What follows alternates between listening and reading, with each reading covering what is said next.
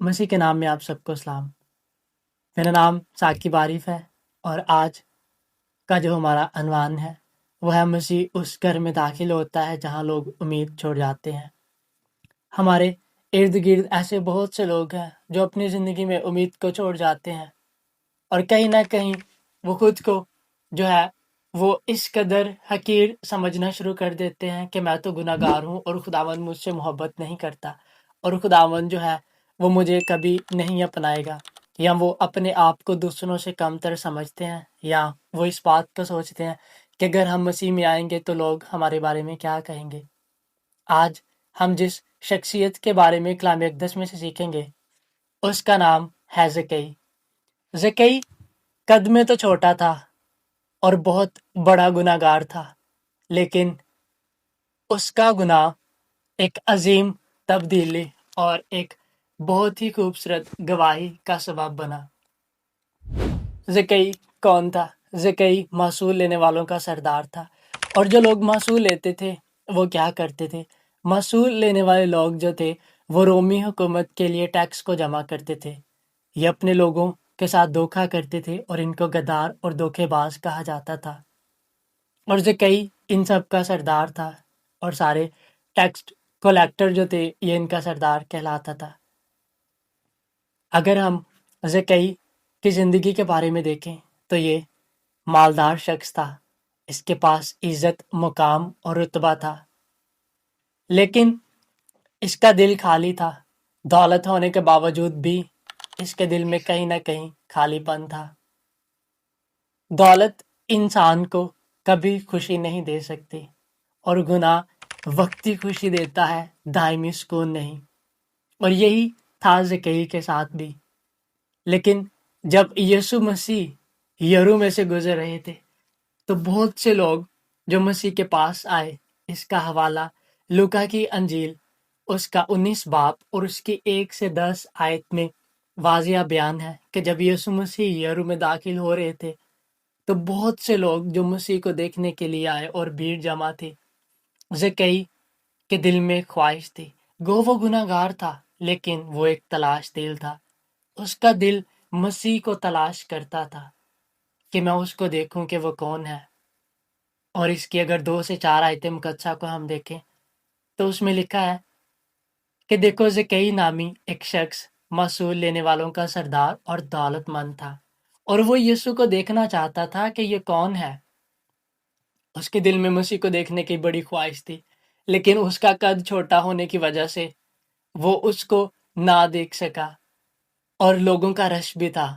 لیکن اس نے کیا کیا؟ اس نے اپنے ارد گرد دیکھا کہ میں کس طرح مسیح کو دیکھ سکتا ہوں، کون سی چیز ہے میری ہائٹ کو بڑھا دے، یا کوئی ایسا جو ہے وہ یہاں پہ ایسا مقام دیکھوں کہ جو ہے وہ میں مسیح کو دیکھ سکوں۔ تو اس کے قریب ہی ایک گولڑ کا پیڑ تھا۔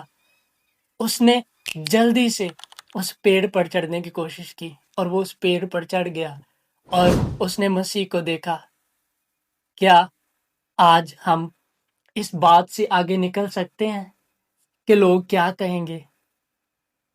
زکئی دولت مند تھا، اس کے پاس مقام تھا، اس کے پاس اختیار تھا، لیکن پھر بھی اس نے درخت پر چڑھنے کی عاجزی اختیار کی۔ کیا ہم اپنی زندگی میں مسیح کو دیکھنے کے لیے عاجزی اختیار کرتے ہیں؟ کیا ہم اپنی انا، اپنے رتبے کو مسیح کے لیے چھوڑ سکتے ہیں؟ کیا ہمارے اندر اتنی خواہش ہے کہ ہم مسیح کو دیکھنے کے لیے کس حد تک جا سکتے ہیں جیسی عاجزی زکئی دکھاتا ہے؟ اور جیسے ہی اس نے مسیح کو دیکھا تو مسیح نے بھی اس کو دیکھتے ہی پکارا اور اس کا نام لیا اور کہا کہ زکئی نیچے اتر آ، آج مجھے تیرے گھر رہنا ضرور ہے۔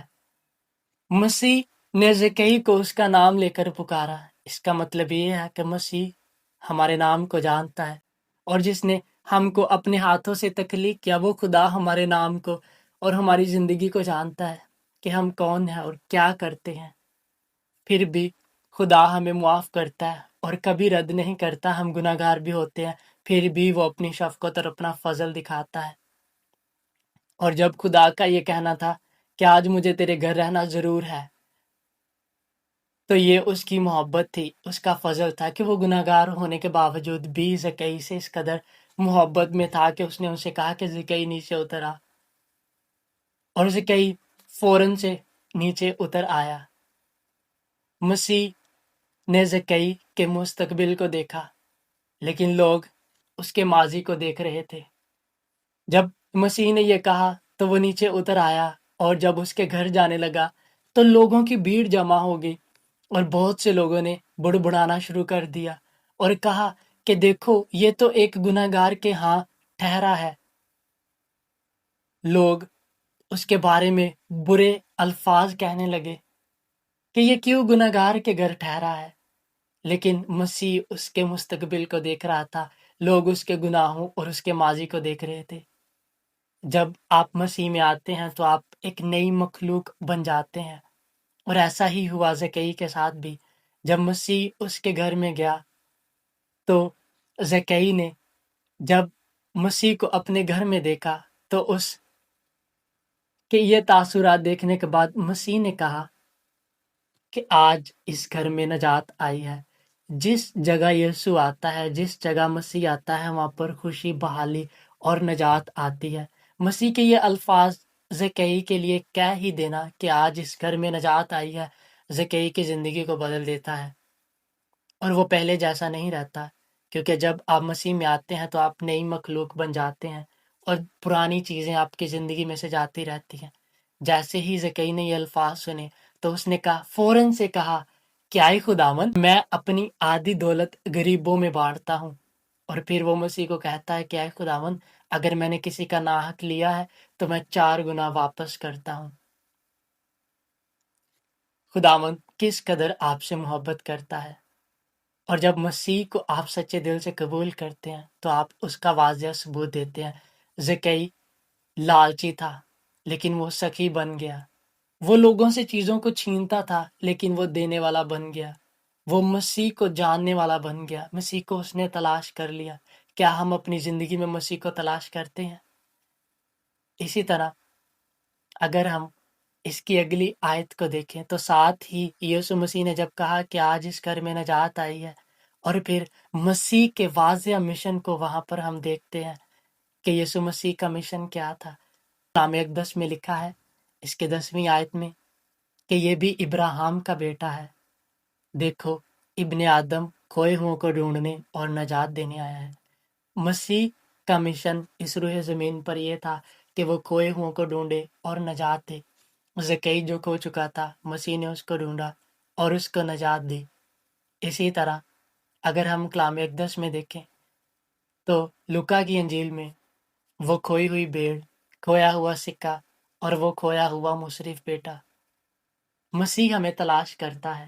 آج سوال زکئی کا نہیں، اس نے تو مسیح کو دیکھنے کے لیے اپنی دولت، اپنی عزت، اپنے مقام، اپنے رتبے کو تو سامنے نہیں رکھا، اس نے عاجزی اختیار کی اور وہ پیڑ پہ چڑھ گیا۔ کیا ہم مسیح کو دیکھنے کے لیے اپنی زندگی میں عاجزی اختیار کرتے ہیں؟ کیا ہم مسیح کو اپنی زندگی میں کام کرنے دیتے ہیں؟ کیا ہم اپنے دل کو اس کے لیے نرم کرتے ہیں؟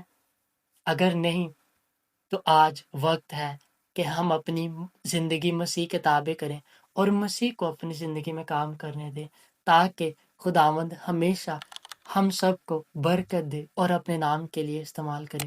خداوند آپ سب کو برکت دے، ہمیشہ دعاؤں میں یاد رکھیے گا۔ ملیں گے ایک اور نئے سرمن کے ساتھ۔ خداوند آپ کے ساتھ ہو، آمین۔